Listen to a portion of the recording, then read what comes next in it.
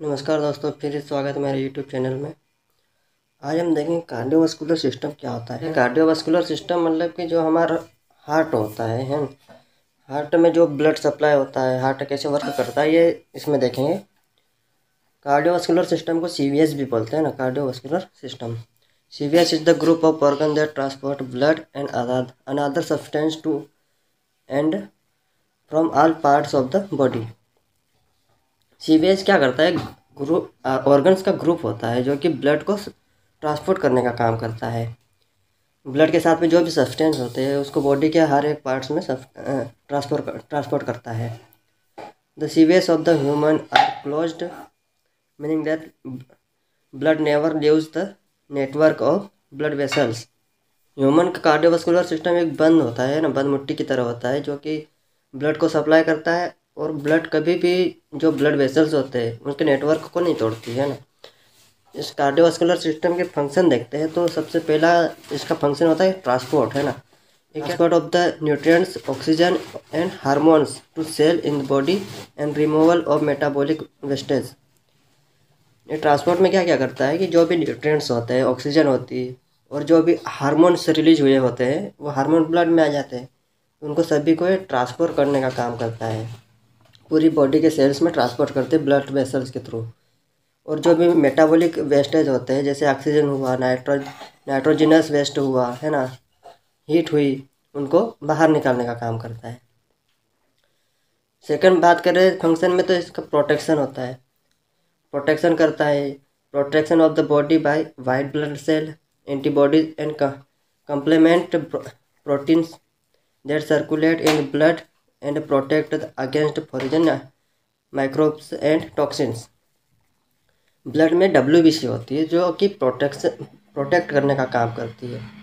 WBC और antibodies और complement जो प्रोटीन होते हैं जो कि फॉरेन पार्टिकल्स आते, माइक्रोब्स आते हैं, उनको किल करने का काम करते हैं। थर्ड फंक्शन देखें तो regulation, regulation of the temperature, fluid, pH, electrolyte balance and water content of the cell.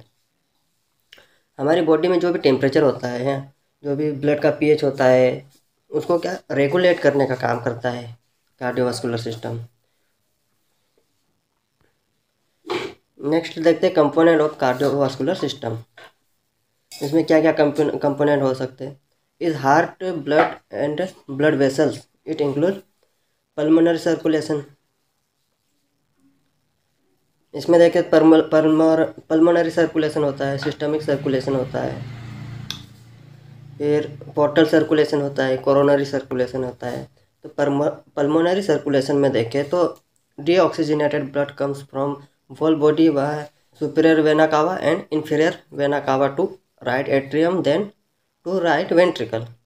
जो ऑक्सीजनेटेड ब्लड होता है हमारी जो भी नसों में बोले जाए तो वेंस के थ्रू पूरी बॉडी से सुपीरियर वेना कावा और इंफीरियर वेना कावा से राइट एंट्रियम में आता है, देन राइट एंट्रियम से राइट वेंट्रिकल में जाता है।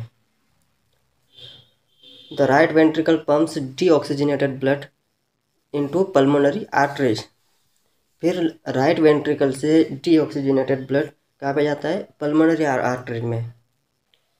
पल्मोनरी आर्टरी एक ऐसी आर्टरी है जिसमें कि डीऑक्सीजनेटेड ब्लड फ्लो होता है, बाकी सारी आर्टरीज में ऑक्सीजनेटेड ब्लड फ्लो होता है।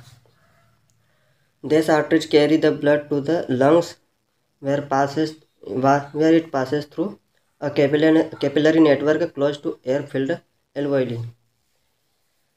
फिर वो जो पल्मोनरी आर्टरी क्या करती है, उस ब्लड को कैरी करके लंग्स में ले जाती है, और लंग्स में ऑक्सीजन रहती है तो उसमें डीऑक्सीजनेटेड जो ब्लड होता है वो ऑक्सीजनेटेड हो जाता है। कहाँ पे, एल्वोइली में, है ना। जो लंग्स की एल्वोइली होती है वहाँ पे एयर फिल्ड होती है, जो अपन सांस लेते हैं तो एल्वोइली में जाता है वो एयर, वहाँ पे ऑक्सीजनेटेड ब्लड हो जाता है। Then this enables the release of CO2 and uptake of oxygen from the air। Lungs में क्या करता है, ब्लड में से CO2 बाहर निकल जाती है और ऑक्सीजन को कैरी कर लेती है। Now the oxygenated blood return to the right atrium in the pulmonary veins. फिर वहाँ से जो ऑक्सीजनेटेड ब्लड हो गया है वो रिटर्न आता है कहाँ पे, राइट एट्रियम में आता है। गया था कहाँ से, राइट एट्रियम से गया था राइट वेंट्रिकल में, फिर लंग्स में गया, लंग्स से लेफ्ट एट्रियम में आएगा, है ना। किसके थ्रू आएगा, पल्मोनरी वेंस के थ्रू आएगा। गया था किसके थ्रू, पल्मोनरी आर्टरीज के थ्रू गया था। कौन सा, डीऑक्सीजनेटेड ब्लड, और पल्मोनरी वेंस के थ्रू ऑक्सीजनेटेड ब्लड आया है। देन देखते हैं systemic circulation. Oxygenated blood from the lungs return to heart via pulmonary veins flow into the left atrium and then into the left ventricle. Oxygenated blood pulmonary veins के through आया, कहाँ से, lungs से, और कहाँ पे एंटर करेगा, left एंट्रियम में, लेफ्ट एंट्रियम से लेफ्ट वेंट्रिकल में जाएगा। Which then pumps the blood through the aorta, the major artery we supplied blood to the body. Left ventricle से ब्लड एरोटा में पंप करेगा हार्ट, है ना, फिर आर्टरी के थ्रू पूरी बॉडी में सप्लाई हो जाएगा। देन देखते हैं पोर्टल सर्कुलेशन। पोर्टल सर्कुलेशन में जो लीवर होता है, उस लीवर तक कैसे ब्लड पहुंचता है, उसके सोर्स क्या हो सकते हैं, उनमें इसको बोलते हैं portal circulation. Venous blood from the inter GIT is brought to the liver by the portal vein. जो वेनस ब्लड होता है ना, जो वेन का जो ब्लड होता है वो GIT में इंटर करेगा। GIT मतलब गैस्ट्रो इंटेस्टिनल ट्रैक्ट। इसके थ्रू इंटेस्टाइन में से जो भी न्यूट्रिएंट्स होते हैं उनको पोर्टल वेन ब्लड के थ्रू लीवर में ले जाएगी। Then oxygenated blood supplied in the hepatic artery, a branch of coeliac trunk from the abdominal aorta. वहाँ से फिर जो हेपेटिक आर्टरी होती है वो एब्डोमिनल एरोटा में ले जाएगी। देन देखते हैं coronary circulation. The coronary circulation system provides a blood supply to the cardiac muscles. जो हार्ट की जो कार्डियक मसल्स होती है, हार्ट के ऊपर जो मसल्स बनी हुई है उनको कार्डियक मसल्स बोलते हैं। तो कोरोनरी सर्कुलेशन में जो मसल्स में ब्लड सप्लाई होता है, two major vessels of the coronary circulation, इसमें दो मेजर वेसल्स होते हैं, एक तो लेफ्ट मेन कोरोनरी आर्टरी होती है और एक राइट मेन कोरोनरी आर्टरी होती है। The left and right coronary arteries originate at the base of the aorta from opening called the coronary ostia behind the aortic valve leaflets। ये coronary artery जो होती है एरोटा के पास में, ये इनको क्या कोरोनरी ओस्टिया बोलते हैं ना। नेक्स्ट आता है heart. Heart is located between lungs in the middle of chest behind the slightly to the left of the sternum. Heart देखे जाए तो जो लंग्स, दोनों लंग्स होते हैं उनके बीच में लोकेट होता है। हालांकि थोड़ा बहुत सेंटर में होता है, लेकिन इसका जो छोटा सा पार्ट है, इसका जो इतना सा पार्ट है, जो इतना सा, जो कि राइट साइड में, लेफ्ट साइड में होता है, इसलिए ये थोड़ा सा लेफ्ट में दिखता है। जो रिब्स होती है चेस्ट में, सेकेंड लिप्स से 5 लिप्स तक रहता है heart. A double layered membrane called pericardium surrounded heart like sac. Heart में डबल लेयर मेम्ब्रेन होती है, पेरिकार्डियम होती है। Pericardium consist of an outer fibre layer and inner serous layer, है ना, 2 लेयर में होती है। पहले देखते हैं आउटर फाइबर लेयर्स। इसको फाइब्रस पेरिकार्डियम भी बोलते हैं। The outer layer of the pericardium surrounded the roots of heart's major blood vessels and is attached by ligaments to spinal column and diaphragm and other parts of the body. ये outer layer क्या होती है, जो भी roots होती है उनसे surrounded होती है, और ये लिगामेंट में भी अटैच होती है, किसके, स्पाइनल कॉलम के, और डायफ्राम जो लंग्स होते हैं, लंग्स को भी अटैच होती है, और बॉडी के अदर पार्ट्स होते हैं उनको, उनमें भी अटैच होती है। देन देखते हैं inner serous layer. The inner layer is attached to the heart muscles that is further divided sub divided into two part, parietal and visceral layer. Inner layer क्या होती है, हार्ट की जो मसल्स होती है उनसे अटैच होती है, और दो सब डिवाइडेड होते हैं इनमें, parietal and visceral. The containing of the fluid separates the two layers of the membrane.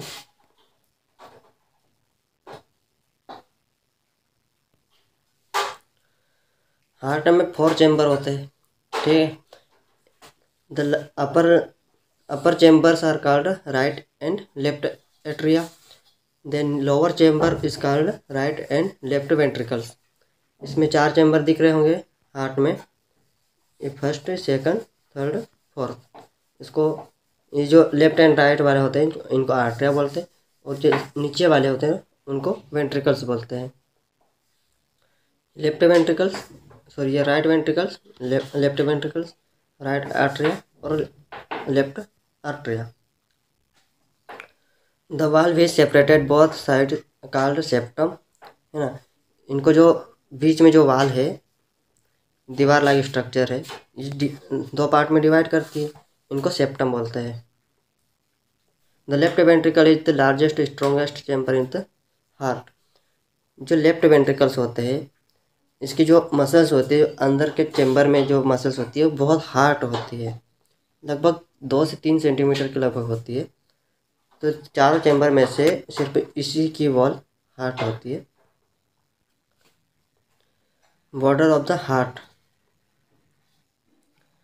इसमें हार्ट की जो बॉर्डर दिख रही होगी, right border and left border, है ना।